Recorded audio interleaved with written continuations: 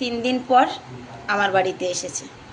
ভালো কথা তুই এসেছিস, কিন্তু এসে যে এরকম আকাম করতে হবে এর কোনো মানে হয়? তোমরা একটু বলো। সকালবেলা আমার নাই কাজের অভাব, হ্যাঁ, ভদ্রলোকের একেবারে ভদ্রভাবে বসে আকাম করছে। হ্যাঁ, এই দেখ, এদিকে দেখো, এই আকাম যদি করতেই হয় বাড়ি যা। হ্যালো বলে দে পাপা, হ্যালো বলো, বাই বাই করো। আবার তুলছে একটা, উঠাও, সব তোলো, তুলে তুলে রাখো।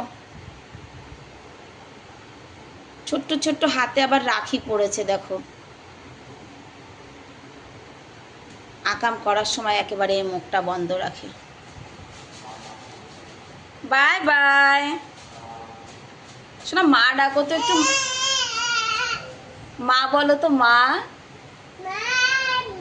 ও মা